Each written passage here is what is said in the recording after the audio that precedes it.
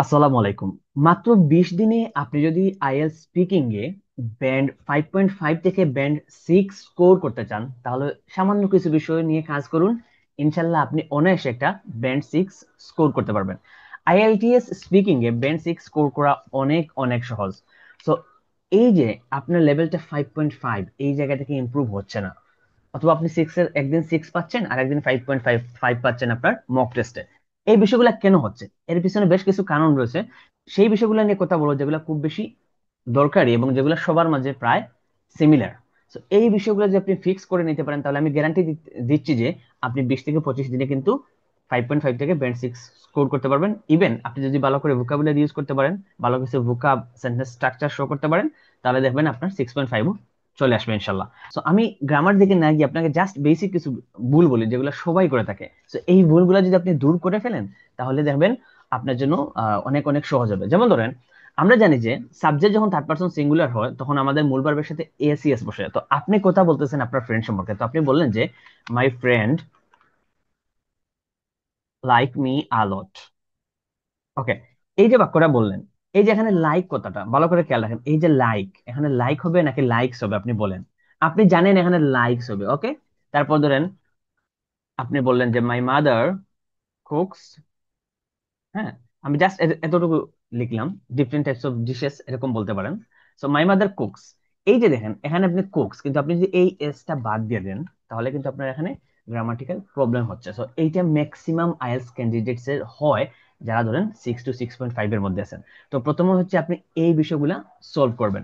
তো এই বিষয়টা শুধু এখানে যে প্রেজেন্ট সিম্পলে তা না, অনেকের কি হয়, অনেকের কি হয়, পাস্টের ক্ষেত্রে ভুল হয়। যেমন অনেকে বলে যে I visited Sylhet last year, ধরেন last year, and I eat, আপনি যে কোনো একটা ফুডের নাম বলেন এরকম। মানে যখন কিউ কার্ডে গল্প বলতেছেন, স্টোরি বলতেছেন, তখন এরকম ভুল হয়ে যায়। So I visited Sylhet last year and I eat, দেখেন এটা কিন্তু পাস্ট সিম্পল হবে, তাই না? এটা সবাই আমরা জানি, ম্যাক্সিমাম আইএলটিএস ক্যান্ডিডেটস এটা জানেন যে এখানে ইট না হয়ে কি হবে, এট হবে, তাই না? সো এই বিষয়টা জানি, কিন্তু তারপরও ভুল হয়ে যায়। তো এই যে আপনার এই যে ভুলগুলো হচ্ছে, এগুলো যখন বেশি বেশি হবে, ধরেন আপনি মিনিটে 2-3 বার করতেছেন এই টাইপের ভুল, তখন কিন্তু এক্সামিনার আপনাকে 5.5 এর মধ্যে রাখার চেষ্টা করবে। সো আপনি গ্রামারের এই প্রথম যে বিষয়টা, সেটা হচ্ছে সাবজেক্ট ভার্ব এগ্রিমেন্ট আপনি ভালো করে ট্রাই করবেন।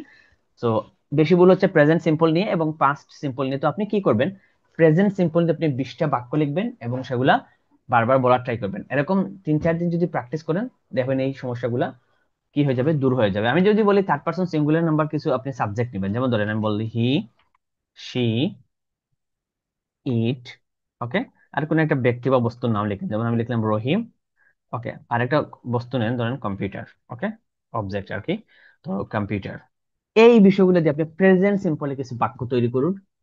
প্রতিদিন 20টা করে বাক্য লিখুন, তারপর সেগুলো বলুন, দেখবেন আস্তে আস্তে সমস্যাগুলো ফিক্স হবে। এবং সেম সাবজেক্ট গুলো ব্যবহার করে আপনি কি করবেন, পাস্ট টেন্সে কিছু, পাস্ট সিম্পলে কিছু বাক্য লিখুন, বাক্য বলুন। 3 থেকে 4 দিন করে দেখেন, এই প্রবলেম গুলো আপনার মধ্যে আর থাকবে না ইনশাল্লাহ। সো প্রথম কাজ হচ্ছে আপনাকে সাবজেক্ট ভার্ব এগ্রিমেন্ট নিয়ে কাজ করতে হবে। 2 নম্বরে আপনাকে যেই কাজটি করতে হবে, সেটা হচ্ছে আপনাকে খুব ভালোভাবে টেন্স শিখতে হবে। টেন্স ভালোভাবে শেখার মানে কি, আমি বলবো আপনি ওই টেন্স গুলো শিখুন। আপনার যদি 6 ব্যান্ডের প্রয়োজন, তাহলে আপনার এত টেন্স শেখার দরকার নেই। আপনি জাস্ট প্রেজেন্টের যে 4টা টেন্স আছে সেগুলো একটু শেখার ট্রাই করেন। যেমন বিশেষ করে প্রেজেন্ট পারফেক্ট কন্টিনিউয়াসটা, হ্যাঁ পারফেক্ট কন্টিনিউয়াস টেন্সটা আপনি কি করবেন, একটু ইউজ করার ট্রাই করবেন। ওকে, আর আপনি বাকি যে প্রেজেন্ট পারফেক্ট তো অবশ্যই ইউজ করতে পারেন, যে কোনো কাজ আপনার শেষ হয়ে গেছে বা এক্সপিরিয়েন্সের ক্ষেত্রে আপনি প্রেজেন্ট পারফেক্ট ইউজ করতে পারেন। সো প্রেজেন্টের 4টা ভালো করে শিখবেন। তো আমি প্রেজেন্ট লিখলাম, জাস্ট প্রেজেন্টের 4টা ভালো করে শিখেন। তারপর হচ্ছে পাস্ট থেকে 2টা শিখেন, পাস্ট সিম্পল আর পাস্ট কন্টিনিউয়াস, এই 2টা শিখবেন। পাস্ট সিও মানে কন্টিনিউয়াস, আর ফিউচার থেকে আপনি ফিউচার সিম্পল, এফএস মানে ফিউচার সিম্পল, আর চাইলে আপনি কি করতে পারেন, ফিউচার কন্টিনিউয়াসটা শিখতে পারেন।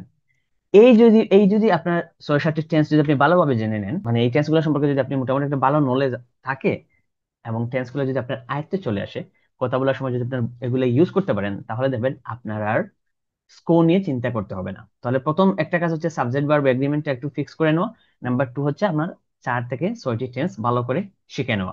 3 নম্বরে যে জিনিসটা করা, সেটা হচ্ছে আমাদেরকে সেন্টেন্সের স্ট্রাকচার শিখতে হবে। এখন সেন্টেন্সের স্ট্রাকচার বলতে কি, অনেকে বলবে যে কমপ্লেক্স সেন্টেন্স, কমপ্লেক্স সেন্টেন্স। আচ্ছা ভাই, কমপ্লেক্স সেন্টেন্স অনেক জটিল একটা বিষয় অনেকের জন্য, সবার জন্য না। আমার কাছে মনে হয় না এটা অনেক জটিল বিষয়। তো আপনি কি করবেন, সিম্পল সেন্টেন্স তো একবারে সহজ, আপনারা পারেন। সিম্পল, কমপ্লেক্স আর কম্পাউন্ড, এই তিন টাইপের সেন্টেন্স আমরা বেশি ইউজ করি আইএলটিএস স্পিকিং এ, তাই না? Simple, complex, sorry, complex and compound. তো একটা জিনিস ভালো করে দেখেন, এই তিনটা সেন্টেন্সের মধ্যে আপনাকে, আমরা কিন্তু ম্যাক্সিমাম যারা 5.5, হ্যাঁ, বা 6 পাই বা 6.5 বাই, ম্যাক্সিমাম হচ্ছে আমরা এই সিম্পল টেন্সে কথা বলি, সিম্পল সেন্টেন্সে আর কি। তো আপনারা সিম্পল সেন্টেন্স পাশাপাশি কমপ্লেক্স সেন্টেন্স শিখুন এবং কম্পাউন্ড সেন্টেন্স শিখার ট্রাই করুন। কমপ্লেক্স সেন্টেন্স যদি আপনার শিখতে কষ্ট হয়, আপনার কাছে অনেক ঝামেলা মনে হয়, যেমন ইন্ডিপেন্ডেন্ট ক্লজ, ডিপেন্ডেন্ট ক্লজ, হ্যাঁ, কনজাংশনস, এগুলো শেখা যদি আপনার জন্য প্যারাদায়ক মনে হয়, তাহলে আপনাকে বলবো আমি, জাস্ট আপনি অলদো দেখেন, অলদো, ওকে, অলদো, দো, হ্যাঁ, এগুলো তো সহজ, অলদো, দো, ইভেন দো, তাই না?